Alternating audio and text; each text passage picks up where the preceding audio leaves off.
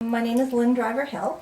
My family who live here are my husband Brent Hill and my son Nathan. This past winter we had our first experience with students coming from Japan, and they were a pleasure. From the moment that they arrived, they were gentle, kind, funny, polite, interesting boys, like definitely interesting. They both had very different characters.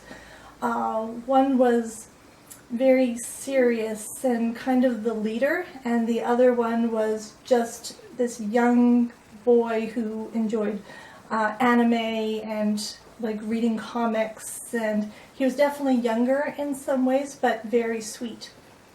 And they didn't speak very much English at all, and they tried really, really hard, and it was kind of funny to watch the youngest because he tried harder to speak English, and he would work through a sentence, and he would actually shake his hands while he was trying to work out what is that word.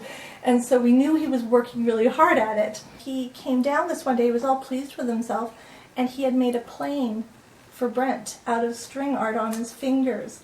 Brent, my husband, is an Air Canada captain, and he was really touched by that. He thought that was really sweet.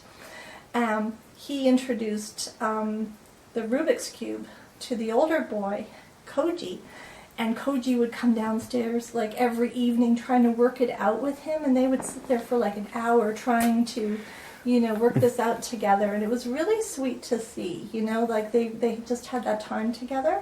When they first arrived here, we walked around the house, I showed them all the areas of the house, we explained how to use the shower, we explained how to use the washing machine if they wanted to.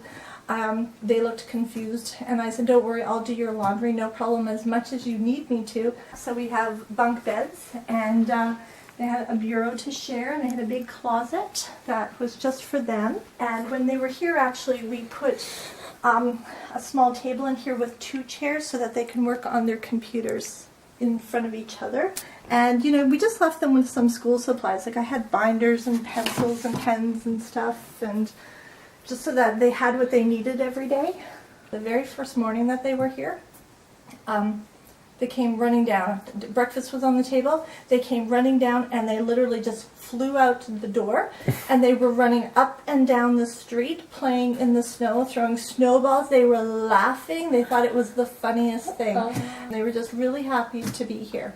One day we didn't quite know what to do. We were all here at home, and my husband had this idea. He turned on YouTube on the television, had it all set up on the big screen, and we asked them to share their favorite music. And so they shared their favorite videos and music, and we did that maybe for like 2 hours, and we showed hours, and everybody was singing and they were dancing, and it was just fun. It was just hilarious.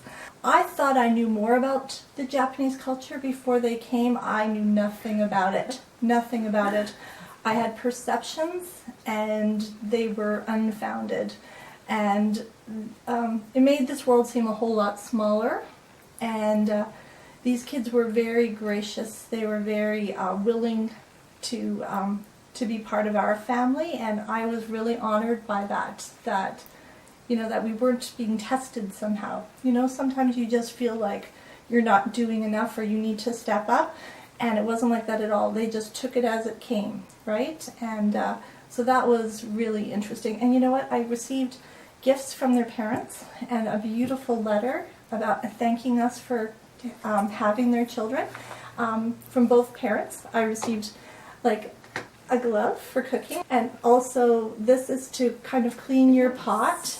And it was very symbolic about your feeding and nurturing my children, right? So I really appreciated that. It was very thoughtful.